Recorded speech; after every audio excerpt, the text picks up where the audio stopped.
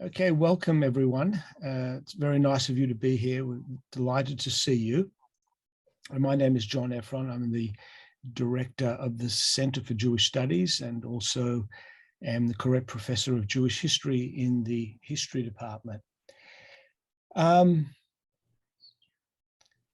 It's always, I think for a historian, it's always disappointing when a talk is about to be given about the past that is all too apposite and appropriate for the times in which we live.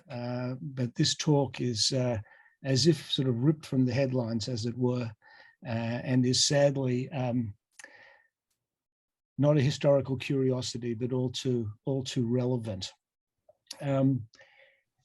Our speaker today is Jacqueline Adams, who I'm really delighted to welcome. I've known Jacqueline now for a couple of years, I think, and have been, well, as you will be, incredibly impressed. And I just want to actually, as you'll hear, Jacqueline is from England. She also studied at Cambridge, and I am really taken, and at Essex where she got her PhD, of course, but I'm really taken with the breadth of her scholarship. Jacqueline's a sociologist, and I just want to sort of read the titles of 3 articles to you, just so you get a sense of what we're dealing with here. So one article is entitled, "Why Do Women Want Children? The Case of Hong Kong." Another article, "Exiles, Art and Political Activism Fighting the Pinochet Regime from Afar." A third, "When Art Loses Its Sting, the Evolution of Protest in Authoritarian Contexts."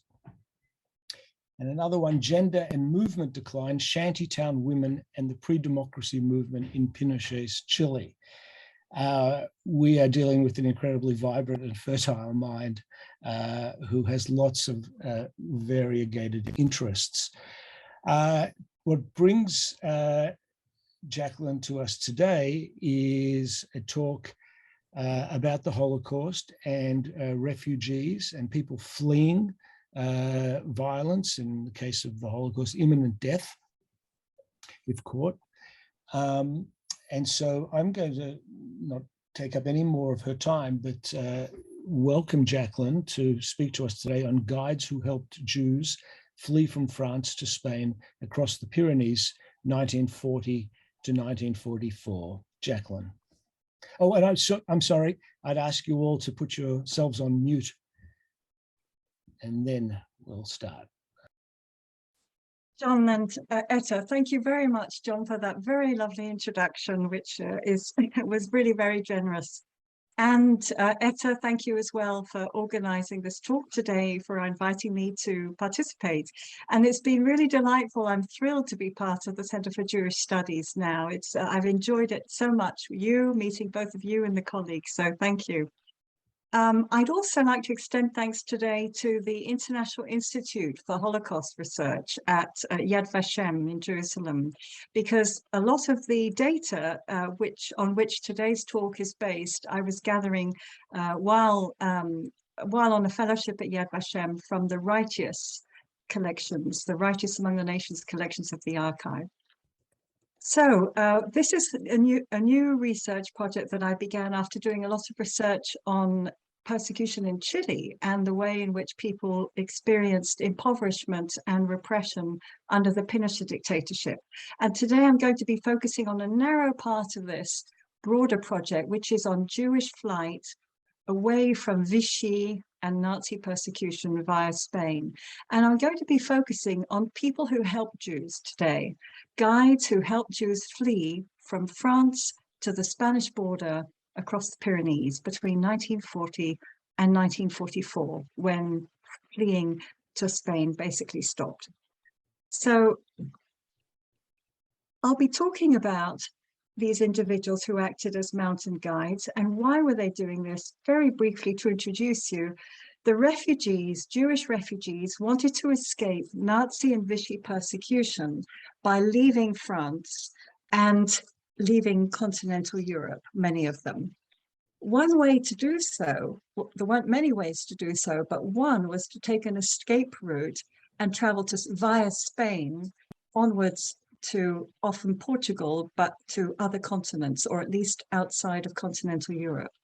Now, the border between France and Spain, as you probably all know, lies along the tops of a mountain range called the Pyrenees Mountains, which you can see here.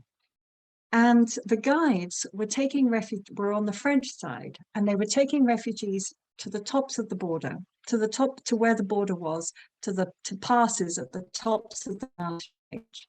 And in my talk today, I use the word passeur, which is the French word to refer to the guides. Passeur coming from passer, across a border, to pass people or get people across the border.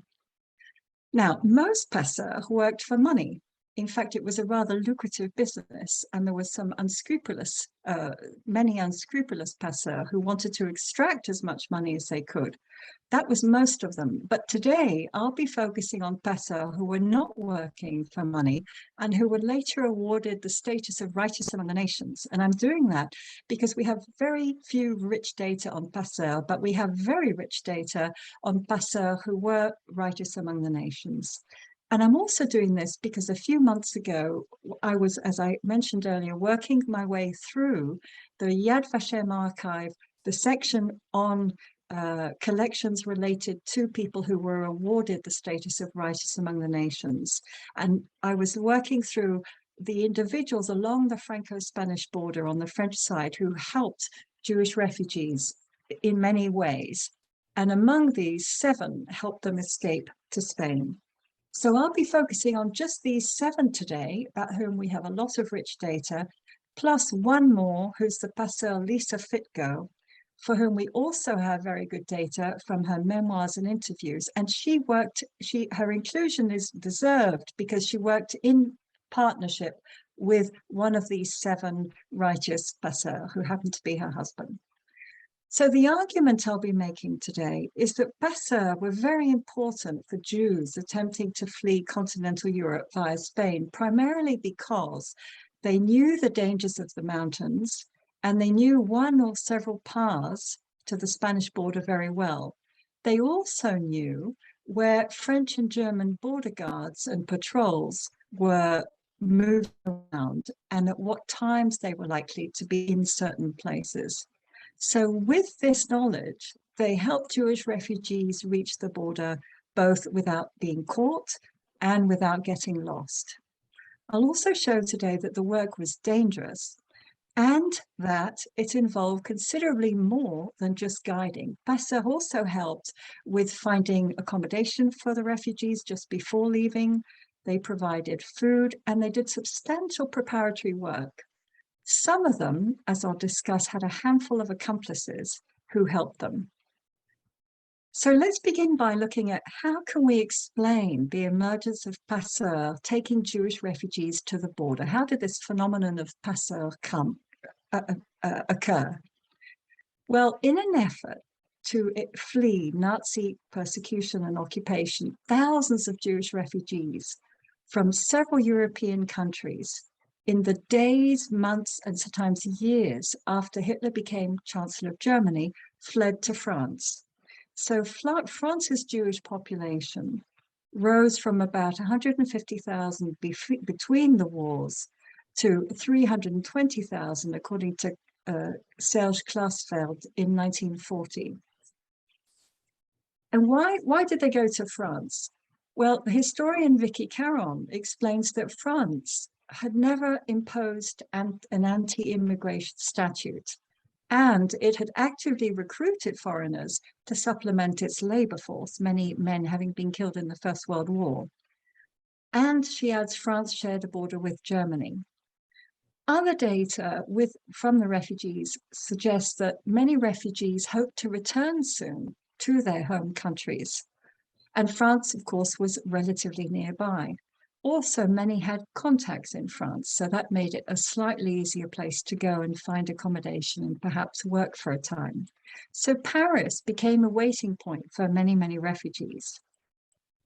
And when Germany, however, began invading France on the 10th of May 1940 and occupied Paris in June, many Jewish refugees and French Jews and many others, and thousands of others who were not Jewish, in northern France fled ahead of the German armies, and they tried to go somewhere from which they could escape, and many of them went to southern France. So these arrows are about the extent to which the German armies were reaching down. And the refugees, many of the refugees who fled south were just a little ahead of them, along with thousands of others in the exodus from Paris. France and Germany signed an agreement to stop fighting called the Franco-German Armistice on the 22nd of June, 1940. And as a result, France was divided into several zones.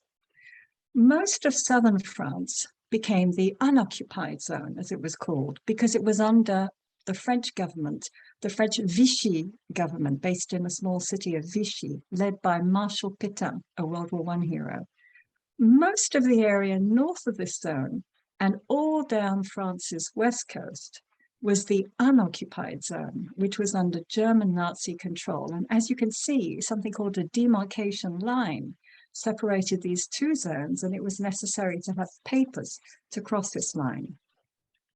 Now, often it was only several months after the occupation of northern France that Jews in the northern area actually fled to the southern zone, however. So they might have fled earlier, gone back, but many fled subsequently after this first exodus. The Vichy government in this unoccupied zone wanted to change the institutions, the values, and the mores of France with what they called a national revolution and an authoritarian style of government. For them, Jews, communists, and Freemasons were held responsible for the decline of France and its defeat, and were persecuted. So life became very difficult for Jews in the unoccupied zone. The Vichy regime, the Vichy government, enacted anti-Semitic laws and ordinances before the Germans in the occupied zone. And a law of the 4th of October, 1940, for example, allowed prefects, which were governors of France's regions, to arrest and send to camps foreign Jews, or to send them to particular places to live in the unoccupied and occupied zones. And 40,000 foreign Jews were interned in the unoccupied zone in 1940 and 1941. Now we're going to zoom in to one particular place where 4 of the passeurs were working, 4 of the guides were working, and that's the place of Aulus-les-Bains, as I'll tell you more about in a minute. The Vichy government began sending Jews to places of assigned residence called Centres d'assignation à résidence, that means places of assigned residence, in the first quarter of 1942. And Jewish refugees had 5 days to move there after receiving a letter, of which this is one example, and they were all the same, ordering them to go. So this is a letter from the prefecture, the local regional government of Toulouse, dated the 1st of April, 1942, to a German Jewish refugee called Hans Henle and his Belgian wife, Laure, telling them to move to Aulus-les-Bains. And Article 3 reads, and I translate, those concerned by this order must move to the center within 5 days from the date of the notification of this order. They will not be able to move outside this area unless they have permission from the prefect of Ariège. This is the couple who were involved, to whom this was addressed. Now, where they were sent was an isolated village called Aulus-les-Bains at the end of a valley in the French Pyrenees. Only one road, which you can actually see, led in and out. And there was just one bus per day. Once foreign Jews were sent there, police in a village 3 kilometers away pulled off the road to prevent people from leaving the valley. And there was another checkpoint 3 kilometers further on. Now, the Vichy authorities ordered 834 Jews to move there in the course of 1942. 587 actually went. Almost all of them who were in this small village were non-French. In the unoccupied zone, mass arrests or raids called rafles began in the summer of 1942, and Aulus was no exception. Many of the Jewish residents here were rounded up and sent to a nearby camp, and then to Drancy, and then to Auschwitz on the 26th of August. So they were rounded up in Aulus on the 26th of August, 1942. So because of these raids and other forms of persecution that Jews were enduring in both the unoccupied and the occupied zones, many Jews in France chose to leave continental Europe and to do so via Spain. And this was a substantial migration. 37,500 Jewish refugees passed through Spain between 1940 and 1945, according to the Israeli historian Haim Avni. A more conservative estimate by Bernd Rotter is 23,000. So why Spain? Well, it wasn't just proximity. And in fact, in some cases, they actually went from areas like the Pyrenees all the way up to Switzerland. But Spain and Portugal, its neighbor to its west, had ports and ships to countries outside Europe. So that was the key thing. They were not landlocked countries like Switzerland. Spain wasn't an attractive destination for Jewish refugees because it was under the dictatorship of General Franco, who was pro-Axis, and as Stanley Payne tells us, was helping Hitler throughout the war. And he owed his victory and his coming to power to Hitler and Mussolini's help during the Spanish Civil War. So that wasn't very attractive, but he was not known for persecuting Jews, although he was, of course, persecuting Spanish leftists. Now, the difficulty for the refugees, that anyone who wished to leave France had to have a French exit visa, and these were very hard to get. Applications were turned down. For periods of time, the government stopped issuing them, but very dangerously for Jews, applying for an application, applying for one of these exit visas meant informing the authorities about your whereabouts. So many decided to leave without an exit visa. And without them, they had to leave, of course, in such a way as to avoid officials at the border. And this is almost impossible if one took a train or a car or a bus to the border. So the main alternative was to walk over the Pyrenees mountains. This is the main alternative route, although there were other ways, but this is the main one employed by the refugees whose oral history and memoir data we have. So, of course, there were both German and French security forces of different kinds patrolling the mountains in various high up areas as well as at the foothills, trying to stop clandestine crossings. So the refugees knew they had to take paths where they were less likely to come across these patrols. And this is where the passeurs became important. They knew where the German and French border personnel were, and they tended to know at what times they were patrolling. So another important reason that it was essential to have a passeur were the mountains themselves were a formidable obstacle. But the passeurs knew the mountains, the dangers of the mountains, and they knew paths or ways across the mountains. So this contemporary photo from our times shows that there is no path. You can see there's no clear path. And moreover, the Pyrenees are a wide mountain range. So the refugees would be faced with not just one slope, which I certainly wouldn't want to climb, but several of these. You would go up one, down another, and you might go up some more. So it was very helpful to have a passeur, even though the refugee data that we have from memoirs and from interviews do show that a few refugees did succeed in crossing the Pyrenees without one. So who were these righteous passeurs? Well, this slide shows a family of small-scale farmers who were from Aulus-les-Bains. And the passeur is Jean-Ané Prince, Jean-Ané in the middle, flanked by his wife and his son. And here's a family of passeurs from the same village, again small-scale farmers with some sheep. And the passeurs are the gentleman on the left, who's called Jean-Pierre Accourt, and his wife in the middle was not a passeur, but who was also a passeur, is his daughter, Jeanne, on the right. And they're outside Rue du Moulin, which is a place where they actually told Jewish refugees to meet them before taking them across to the border with Spain. And this is in Aulus, and this is their barn and their house behind it. So the passeurs were all, these passeurs in the Righteous Archive, plus Lisa Fitko, were all white, and they were all in their 20s and 30s, except for one who was 61. They were all men, except for Jeanne, whom we just met, the daughter of a passeur, who went with her father when he accompanied refugees to the border, and Lisa Fitko, of course. And four were, so Lisa Fitko was the non-righteous, who was a passeur and also the wife of one of the righteous.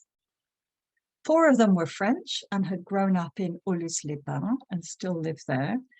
One was from the north of France, and two were from abroad. One was from Spandau, near Berlin, and had come to southern France via Prague, Basel, Holland, Paris, and a French concentration camp. And the other was from Barcelona, and he lived in France since the Spanish Civil War. All the passeurs lived between 10 and 11 kilometers away from the Franco-Spanish border, with two exceptions, 600 meters away and 30 kilometers away. So what were their occupations? Well, four of them, the four in Aulus-les-Bains, were small-scale farmers. And this one, whom we see here, who's Jean-Baptiste Rogel, also worked in a sawmill. One of the passeurs, who was not in Aulus, was a brother of a community of brothers called the Brothers of the Christian Schools. And he was staying in his community of brothers sanatorium, very near the border. And he was recovering from an illness, but he was also in charge of the tuck shop, in charge of getting food to feed the other members of his community. And him, sorry, this one is the brother, who's called Marcel Gallon. I'm afraid, I'm very sorry, this is the only photo I have of him.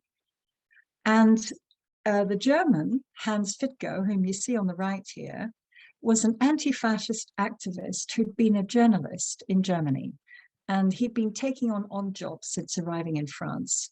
But when he became a passeur, he requested some money, just enough for subsistence, while he was doing this, because he had to survive at the border for him and his wife.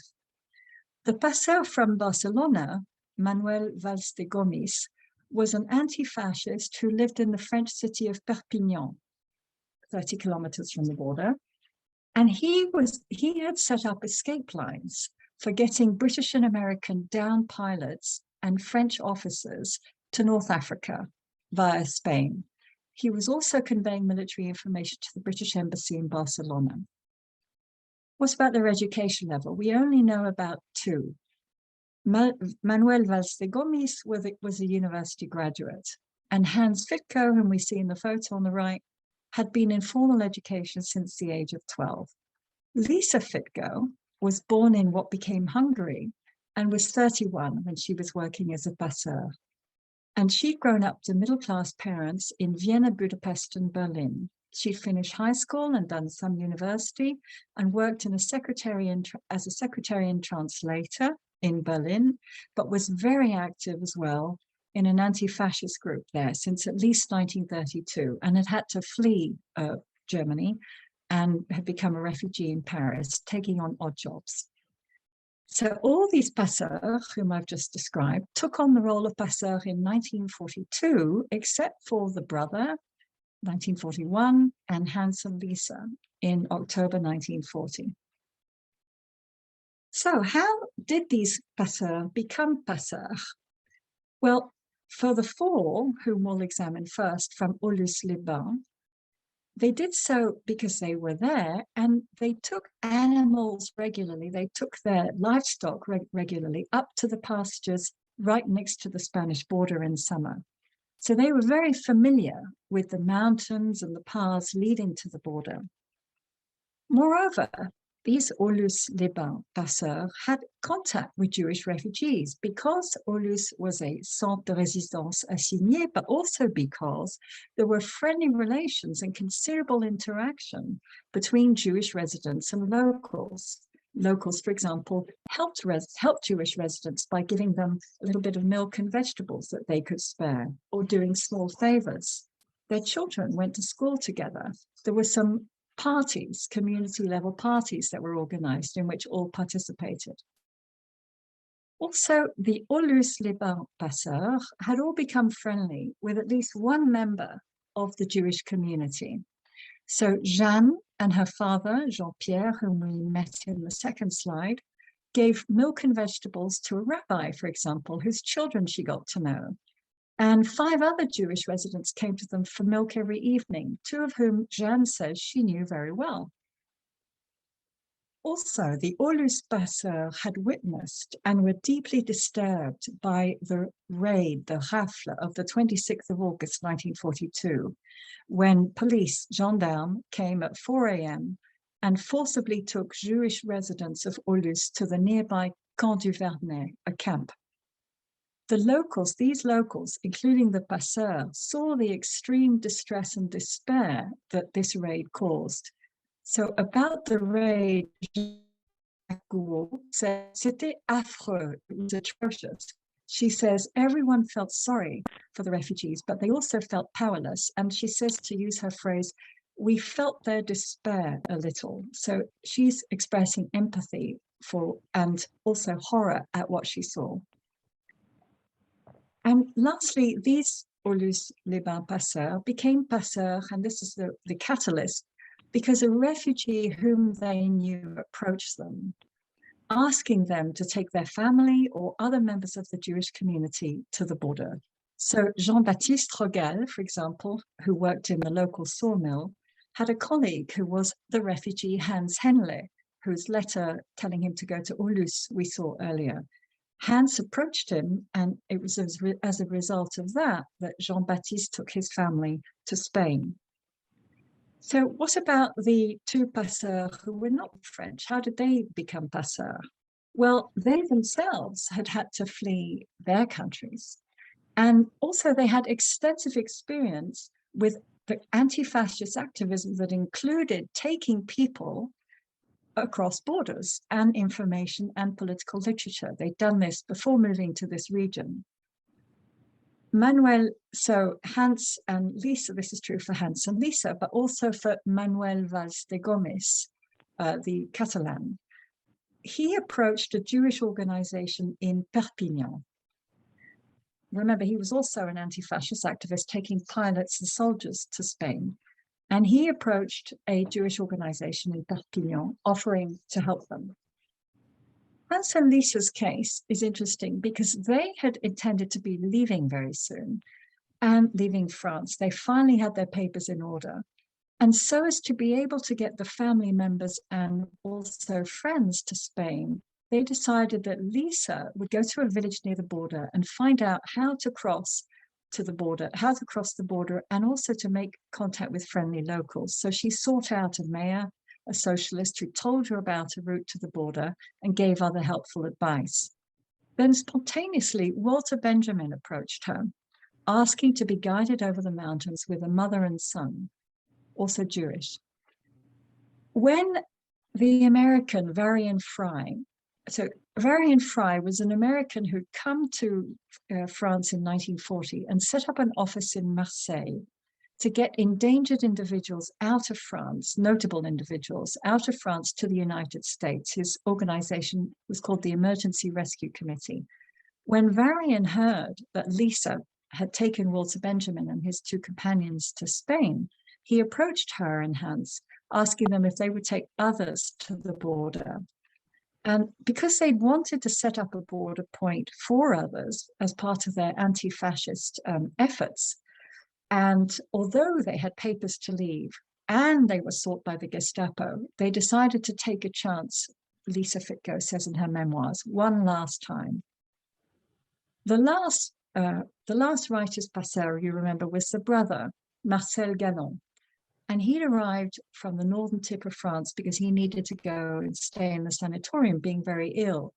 Once there, he crossed the border into an enclave of Spain, surrounded by France, called Livia, quite regularly to get food and drink from a community of the same order, the same brothers, the same community of brothers who had a center there. So he was very familiar with the border area. He also, very importantly, had a laissez-passer, which was a pass that you needed to walk around in this region. So what he did when he arrived, shortly after arriving in the sanatorium, was offer his services to the Deuxième Bureau, which was the French intelligence service in Toulouse, and that was in 1941. And they started sending him people to take to Spain. And a little later on, a priest at his sanatorium approached him, asking him if he wished to save lives, quote unquote, and began sending him refugees who were being sheltered by Dominican monks in Marseille. So he had refugees from these two sources. Here is his sanatorium on the large building on the left, indicated with pink caption. What was the nature of the passeurs' work from their perspective? Well, the main, but not the only part of their work was, of course, leading the refugees up the mountains to the Spanish border.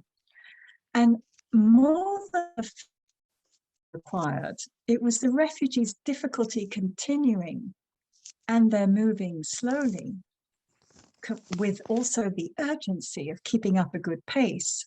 It was all these things that made the passeurs' work difficult.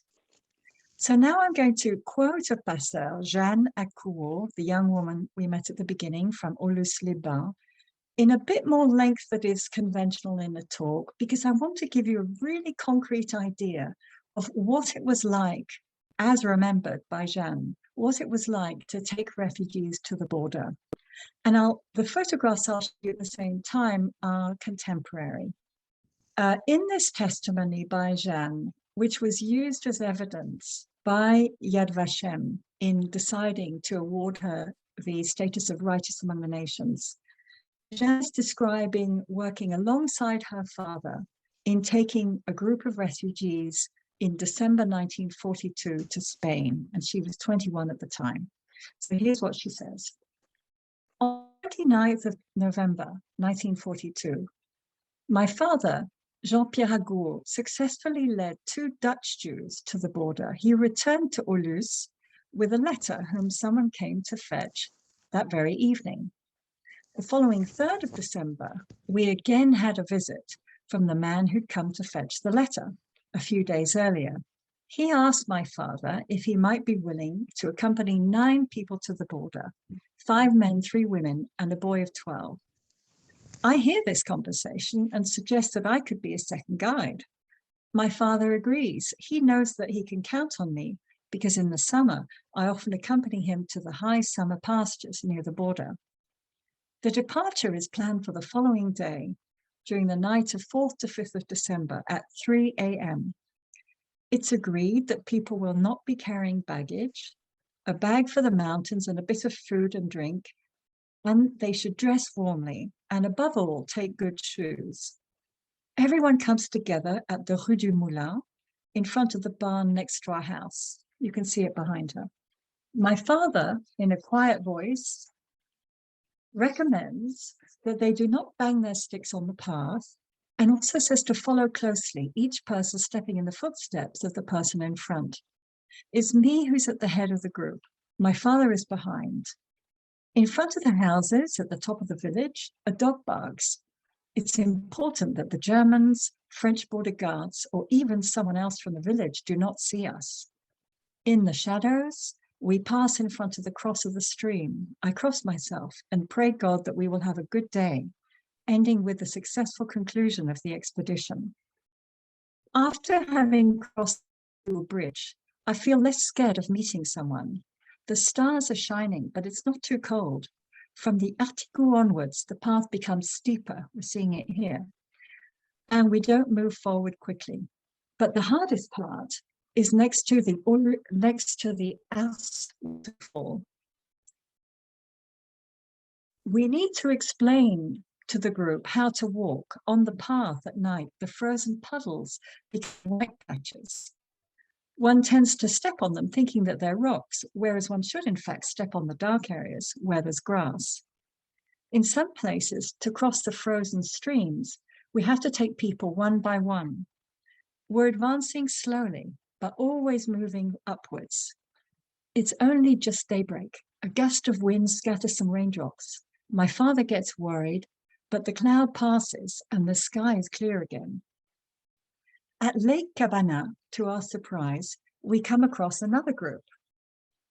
It's led by Jean-Baptiste Rogal, Matiello, who was not yet my husband at the time, and its members are a family of 4, the father, the mother, the little boy of 8 months, and the grandmother, all 4 of whom were staying at Caballet's place. And this is the Henle family whom we encountered earlier on. We didn't know that Baptiste was doing this trip to Spain. He explains that he had left at midnight, but had advanced only very slowly. We all stopped to eat next to the lake. It's light now. We cannot delay. We must continue. It's impossible to describe the effort required. Everyone is already tired. We progress only very slowly. The women sit down more and more often, begging us, just a minute, just a minute. My father replies that we must keep moving forward. Come on, you will manage. We cannot go back down. The Germans are up there. The Germans are there. Up there, if the weather gets bad, we cannot stay.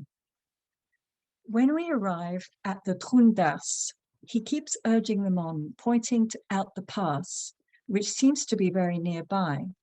But we know how much further, we have to travel. That's the pass in this photo. We take a break and set out amid the fallen rocks towards the Guilou Pass. With my father, we go from one rock to the next, holding out our hands to these men and women who are now exhausted. Baptiste takes care of the grandmother and mother of the baby.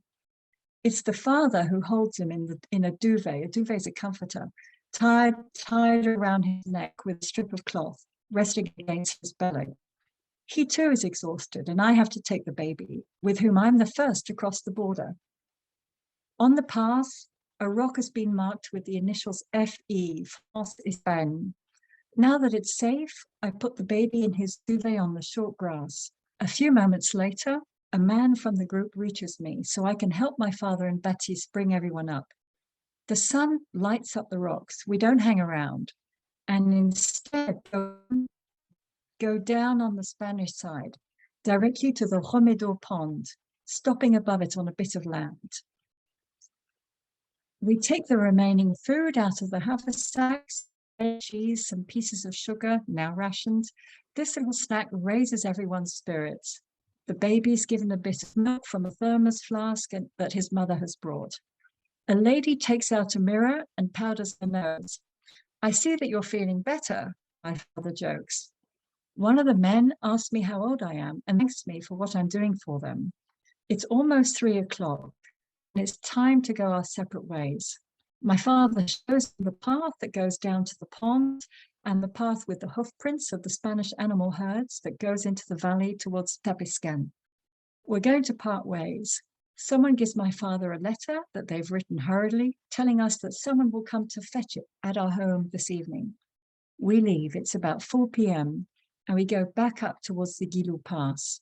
When we get to the pass, we turn around and see the 2 groups going around the Romedo pond single file. Following the well-marked path, they've made a good start, says my father. We go down the pass towards Aulus, almost running, stepping from rock to rock. When we reach the base of the waterfall, it's almost dark, and we slow down. So we learn from this fascinating passage that Jeanne recalls from her father that it was essential to keep moving upwards steadily, but the refugees' exhaustion and the difficulty of the terrain made this particularly difficult. She and her father kept them going by telling them that the border was not far away, warning them of the dangers of delaying, helping carrying the baby, physically helping them climb, and suggesting a rest and sharing food with them. This passage also informs us of the dangers that Jeanne recalls. One of the most dangerous points was the village itself, where they might be overheard. But there was also the danger of slipping and falling on frozen puddles and streams, the risk that a refugee might not be able to continue, endangering everyone if they had to turn back. And it had taken 12 hours for them to reach the border. There were additional dangers mentioned in other sources not from the righteous passeur. There were dangers of the climate, the cold and wet and snow, which often led to frostbite, resulting in some cases, gangrene and amputation. There was a danger of heavy snow that could result in avalanches. So actually, Anne Prince, whom we saw earlier, who was one of the righteous, of course, wanted to leave before mid-December, quoting that this was the risk, avalanches. The refugees' behavior was sometimes a source of danger. So Lisa Fitger recalls in her memoirs that some refugees had loud outbursts while they were climbing, and that the noise they made put them all at risk of being overheard by a border patrol and also delayed the group.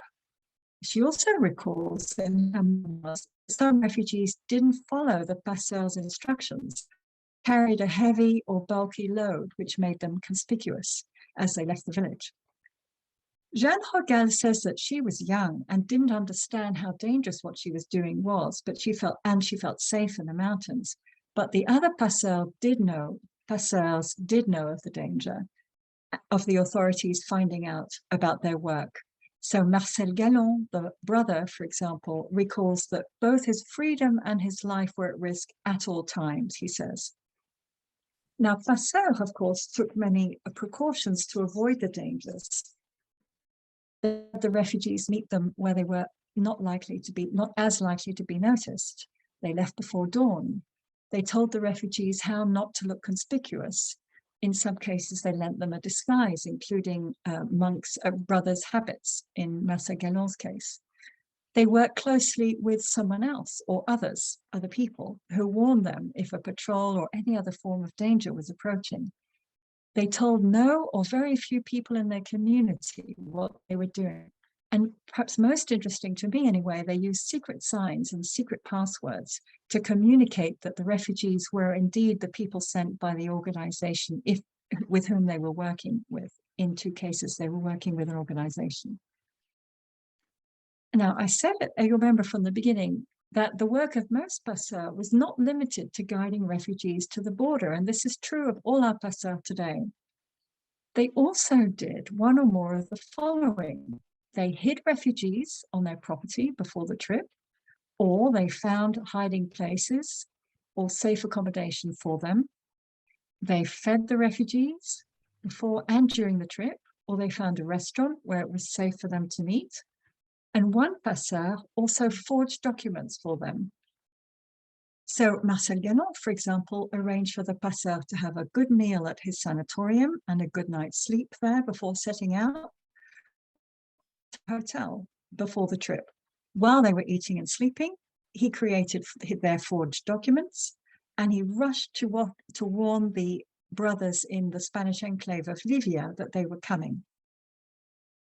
Jean Annet, one of the Aulus-les-Bains passeurs, hid these Polish sisters in two of his barns and an attic, and also one hotel room of someone he knew, the hotel owner. The sisters had been working in Brussels and were sent in April 1942 to Aulus-les-Bains, like the Henles. The letter said they wrote a letter to a friend just shortly before crossing to Spain, saying, "Dear friends, here we are in another barn. We're told that we're safe and we'll be leaving in a few days. Let's hope that this is true."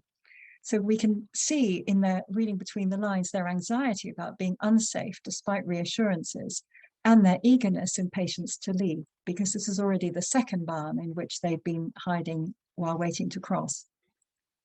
Passeur also did a considerable amount of work before the trip. So over the previous weeks and months, some of them assessed whether they could trust people who could potentially help them, and then approach these people carefully. The Fitgos became friendly with the local policeman. Just before the trip, the passeur, in the hours before the trip, The passeur gave advice to refugees about what to bring and what not to bring.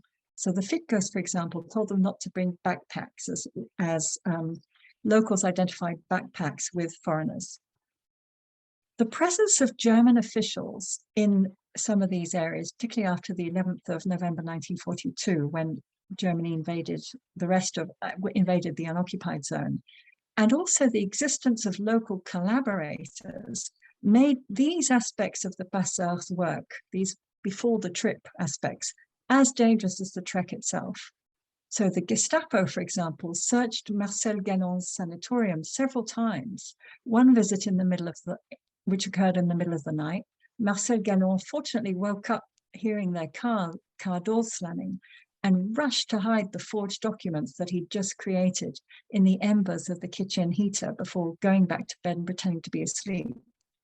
The Gestapo also searched a hotel where he hid refugees in the nearby village that we saw in the photograph earlier. The passeurs were also at risk of denunciations by collaborators, and Marcel Gallon was denounced by a woman from Angoustrine, that village, and was incarcerated and beaten by a Gestapo agent for a week before being released by his substitute, a Frenchman, who happened to have a brother who was a monk. The passeur worked, I mentioned earlier that the passeur sometimes had someone who helped them, or who worked with them as partners, more accurately. So these might be considered passeurs' partners, and the Ficos were each other's partner. Marcel Gallon had a partner, and Jean-Pierre Accourt and his daughter Jeanne were essentially partners. These partners helped in multiple ways. The passeur also had circles of accomplices, so help from people nearby or in their community. At least 4 of them had help from others in the community. And these helpers provided typically food and shelter for the refugees. So Gallon had 2 hotel owners who were in on it with him in Angoustrine, but also a butcher and a baker who provided food. And the brothers of his community, without always knowing why these people were there, these newcomers were there, also shared their food. There were other things that passeurs' helpers did. One fellow brother, for example, accompanied the brother Marcel Gallon part of the way to Livia, this enclave in Spain, and then he stayed hiding and looked out for patrols while Gallon returned from Livia to be able to warn him. Another brother in the same sanatorium looked out of the windows at certain times and waved a cloth as a secret sign to warn Marcel Gallon if there was any sign of danger. And yet another one advised him not to cross to Spain that day because a woman from the nearby village had seen him leave at an early hour to warn the brothers, in Livia. Some of these helpers were résistants in the French sense of the term, so members of the resistance in France. They were résistants in their own right. So the Ficos' helpful mayor in their village Hans and Lisa Ficco, their helpful mayor in the village of Bagnoul, Monsieur Azema, was a socialist who requisitioned a large house for them and for the refugees that they helped, explained to Lisa about the route she could take, drew a map, and even called a fellow socialist judge asking him to acquit the Ficos and a refugee with whom they were caught crossing the border one day. Complicity and secrecy characterized these groups of people clustered around helping the refugees cross the border.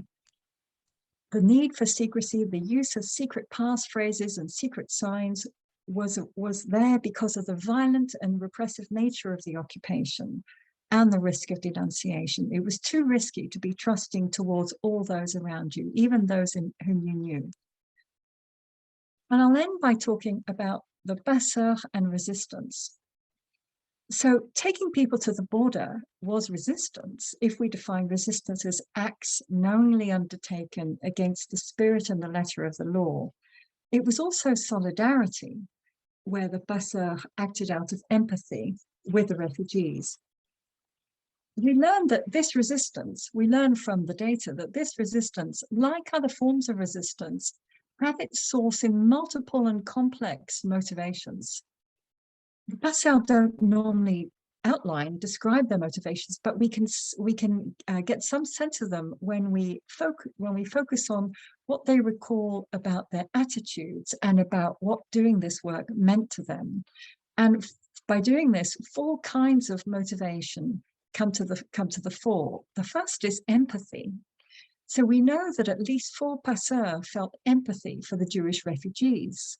So Manuel Valls de Gomez, the Spanish passeur, recalls many Jews came to Perpignan to seek refuge, and there's no need to tell you about their worries and concerns. I did what I could to help them and took a significant number from France to Spain. So these words suggest he had empathy for their tremendous difficulties. Another motivation is friendship. So we know that at least 2 passeurs had developed a friendship with the refugees whom they took across the border. So they were helping a friend when they were approached. Thirdly, there were ideological motivations. The Fitgos and Valls de Gomez were committed anti-fascist activists. Both groups had been involved in a range of anti-fascist activities, as I mentioned, including taking people across other borders. And the emphasis on convictions is clear here in her memoir, where Lisa Fitgo describes the moment when Varian Fry approached her and her husband. Her husband, Hans, she said, I quote, regarded Fry thoughtfully. Do you know, he said, that assisting men of military age in illegal border crossings now rates the death penalty? And you offer us money? We would have to be insane indeed. Do you actually know what an anti-fascist is? Do you understand the word Überzeugung, convictions?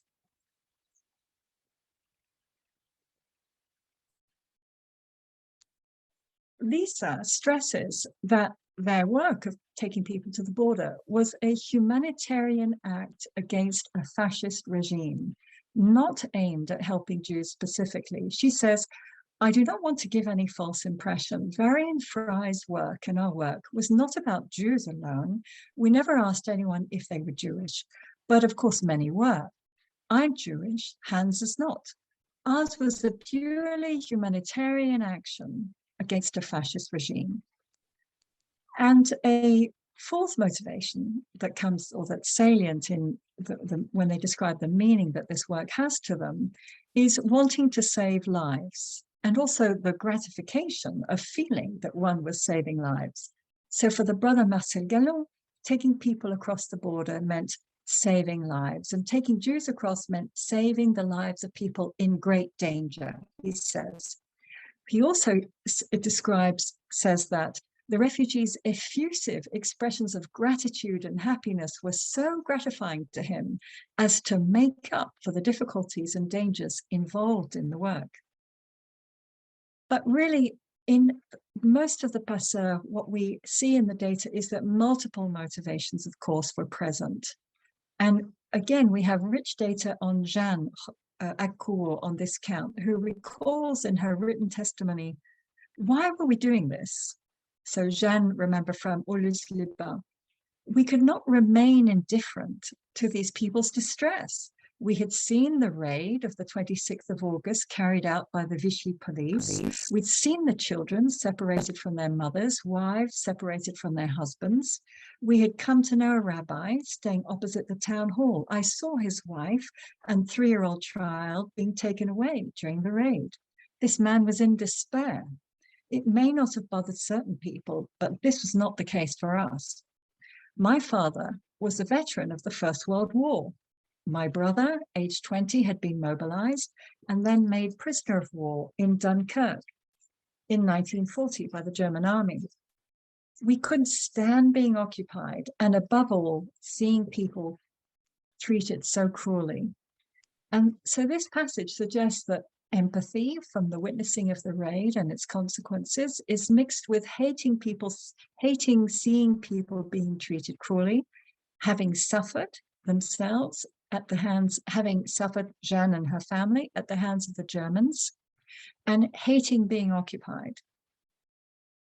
Whatever their motivations, the passeurs' actions were essentially assertions of the unacceptability of certain tenets and practice of central tenets and practices of Nazism and the Vichy government, anti-Semitism and the persecution of particular groups.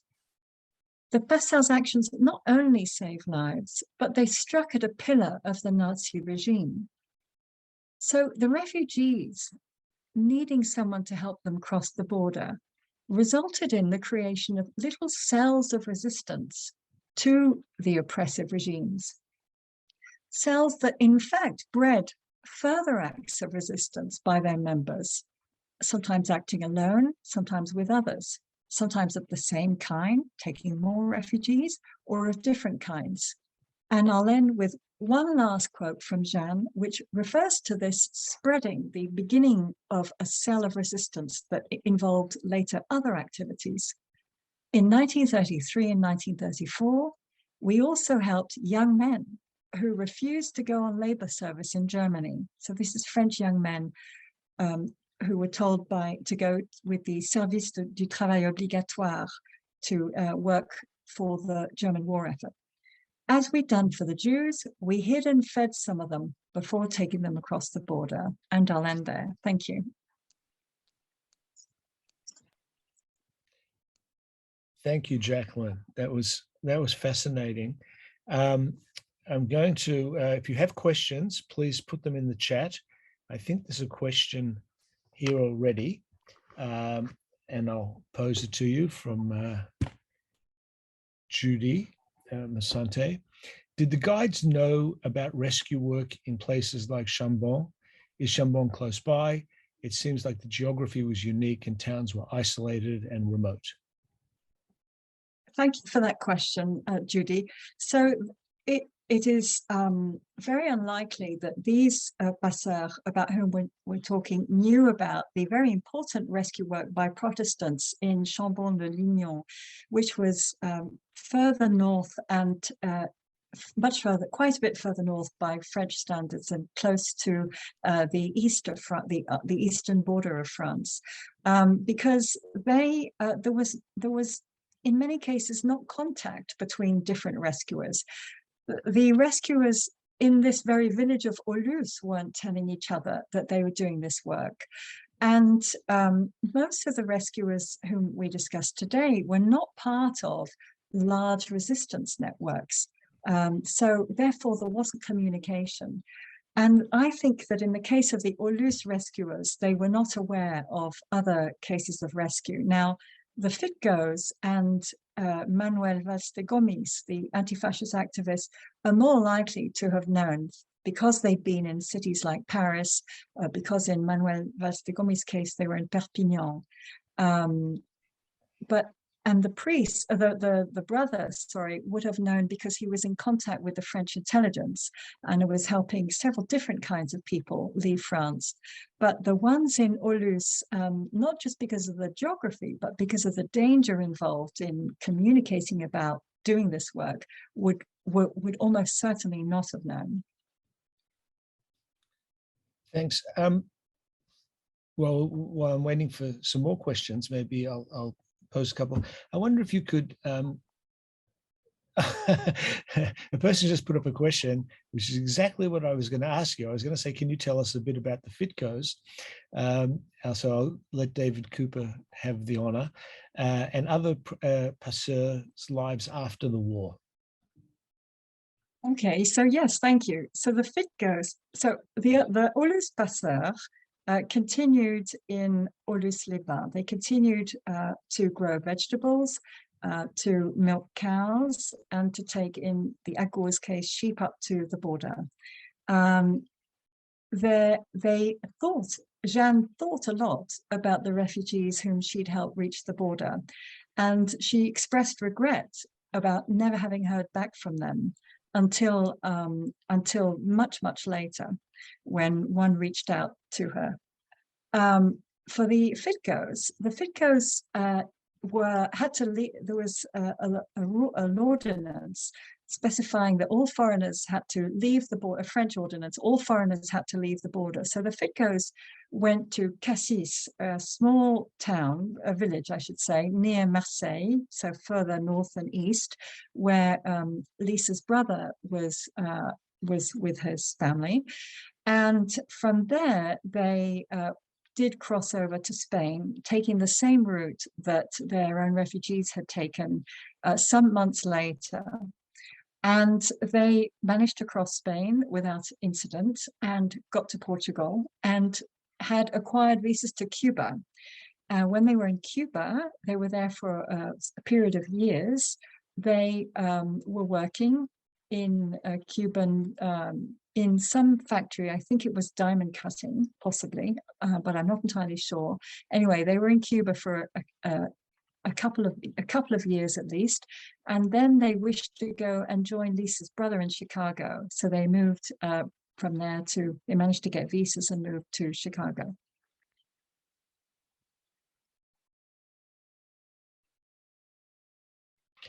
Thank you. I notice Hans has a German first name. Where was he from? So Hans was from Spandau, which is a small town outside Berlin. Might have been incorporated into Berlin by now. And he was from a Protestant background, from a humble background, as I said, was educated till the age of 12, and then proceeded to educate himself and became a journalist and very active anti-fascist activist in Berlin. Right. And do you detect how, I don't know if you've done the research on this or if anyone else has done the research on this, but I was very interested in your listing the 4 motivations. Is there some difference qualitatively in ways that I can't really define between these people, the passeur, and say people who hid Jews in Poland, for example, in farmhouses where there's a huge number of righteous Gentiles have been recognized, about 6,000 by Yad Vashem.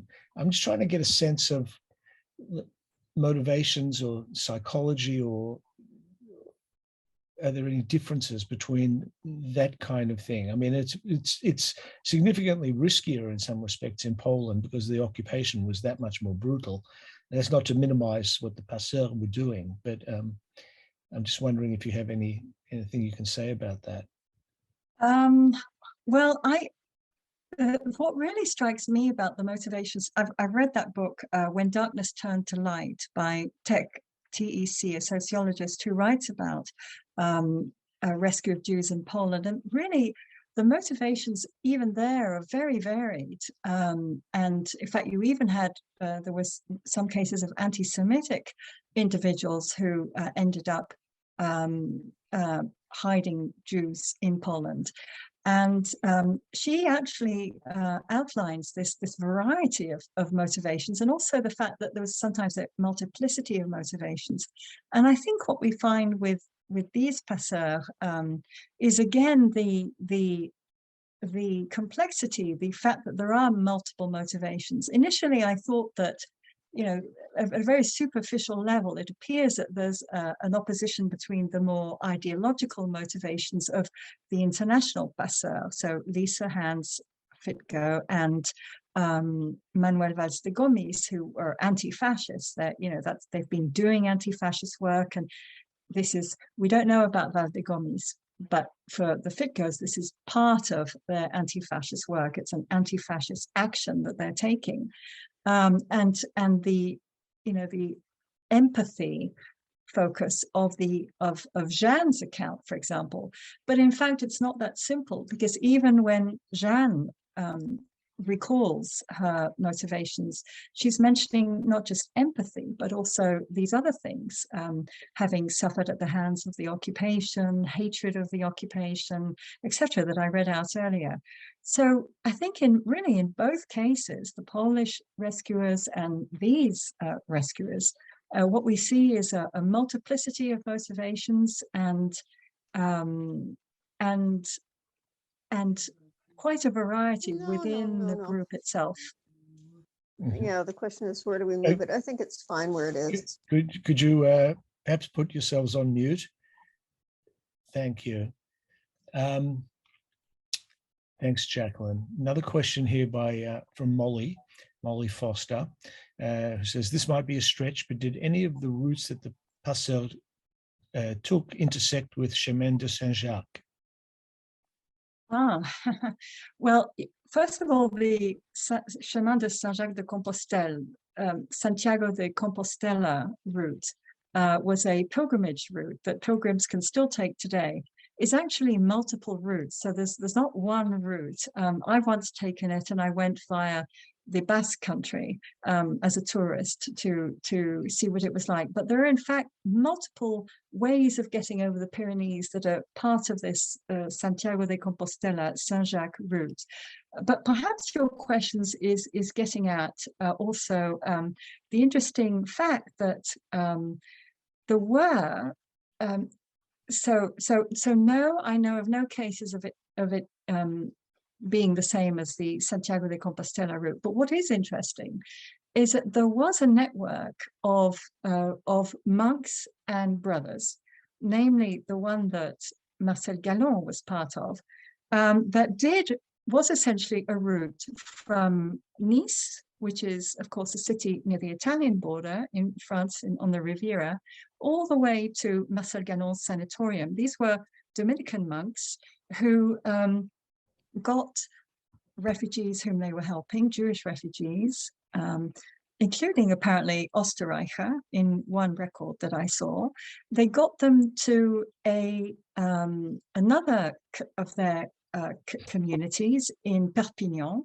So it was another point on their network, like a route, if you like, but it just was another community. And from there, the priest as I mentioned earlier, the priest in the sanatorium who had roped in Marcel Gallon was sort of in charge of them until he handed them to Marcel Gallon. So this isn't quite the Santiago de Compostela pilgrimage route, but it's an interesting route of religious, let's say. Okay. Jacqueline, David Cooper asks, did any French post-war governments honor the passeur in any way? Thank you. Fortunately, yes, they did. You all know about the Légion d'honneur, which is a very high French award. And at least Jeanne Accouot, who actually became Jeanne Rogal, marrying the passeur Jean-Baptiste Rogal, she was given this honor of la Croix de la Légion d'honneur. And it specifically says in the this honor was announced in a publication, that it was for being a résistante passeur. The term used is, if I remember quite exactly, but it was those two words, passeur résistante or résistante passeur. So she was honored as a member of the resistance who was a passeur. Okay.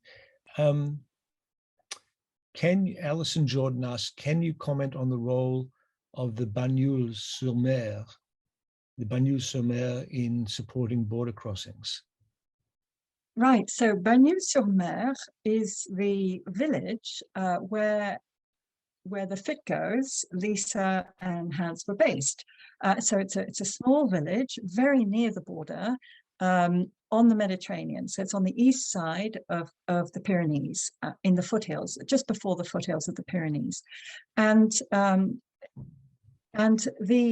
So its role was essentially their base. It was the place from which they left. But very interestingly, there were several accomplices that they had, even unwittingly. So we know that the mayor, who was the socialist, Monsieur Azéma, helped Lisa Fitgo in the ways I described. But also on one occasion, Lisa and Hans were taking refugees across the border, and they came across, in fact, they were caught by two gendarmes. And this is because one of their refugees was carrying his fur coat, a large fur coat, and they were furious. Hans was furious because he told the refugees not to take the coat the day before because it was conspicuous, and they would stand out among the vineyard workers. So the they get caught, and the gendarmes, they managed to talk their way out of it because they knew one of the gendarmes fairly well, and the gendarme ended up in supposedly by the way, telling them about the very route that they took, which is an unknown route, the route that they took to the unknown, not widely known, to the border, and even telling them that they spotted the fact that they were taking refugees because of this large fur coat. And in another interesting way, Bagneux-les-Bains played a key role. The economy of Bagneux-les-Bains was partly tourism based, but all because it's a seaside resort, but also based on grape growing. So there are vineyards in Bagneux-les-Bains, and there were vineyard workers among Bagneux's residents. And the way that I mentioned in the talk about disguise, well, one of the ways that the Fitgoes disguised themselves and the refugees was by walking with the vineyard workers when they got up at 5 a.m. to go and do their work. So they mingled with the vineyard workers, and the vineyard workers even became, after a while, quite friendly with them. And they knew very well what they were doing, of course. They knew they weren't vineyard workers. So there again were accomplices who weren't sought out and who provided a shield, in a sense, to the Fitgoes. And very interestingly, there's been quite a bit of work about gendarmes, French police of a certain kind called gendarmes, and the fact that some of the gendarmes were engaging in the kind of action I described a bit earlier. So gendarmes, while supposedly meant to catch and in fact round up Jewish refugees, prowl around and look for Jewish refugees, track them down, there were several gendarmes, enough to be the subject of considerable research, who were in fact empathetic and turned a blind eye or helped in the ways I just described. Mm-hmm. I was just thinking, I'm still thinking about these differences between those who rescue Jews. And I guess one thing that would be really unique here, it wouldn't apply to the Fitgoes, but maybe to many of the other passeurs, it may be in the first time that they'd ever met Jews. That wouldn't have been the case in Poland, of course. Yeah, so was it the first time the passeurs met Jews? Yes, in many cases, so in the Yad Vashem archive, there are many. I was examining all the cases of rescue along the Franco-Spanish border, not just these passeurs, and some of them had never. We learned from the data in these collections had never met Jewish refugees, never met Jews before. That's true. Interestingly, one would imagine that the Aulus-les-Bains passeurs, perhaps being isolated in a village, hadn't met many people who were, say, from a different ethnicity or another country. But in fact, Aulus-les-Bains, like other centers of assigned residence, like these other isolated villages selected by the Vichy government to house Jews, was a place with many hotels. In fact, that's one of the reasons why it was selected. It was isolated, but also it had these empty hotels because it was a spa town. And foreigners did occasionally used to come here. So this wasn't a made. There are in the Pyrenees, other spas that many British people had been going to since the 19th century. This wasn't one of those, but many people from outside the area went there. So they were used to interacting with foreigners. And there were also, in fact, in Aulus, a couple of just a handful of Jews from abroad who had moved to Aulus before Aulus became a centre de résidence assigné. So just in an effort to go somewhere isolated and near Spain. So they had perhaps met them. But at any rate, the Aulus residents weren't as unexposed to people unlike the members of their community as one would think, because of this tourist part of their tourist facet of their economy. Right. I think we are out of questions here, but you've given us lots to think about, which I'm sure everyone will continue to do. Jacqueline, I want to thank you for a fascinating talk and a beautifully delivered talk, and it was really engrossing. And you've taught us something very new. So thank you very much. Thank you for having me.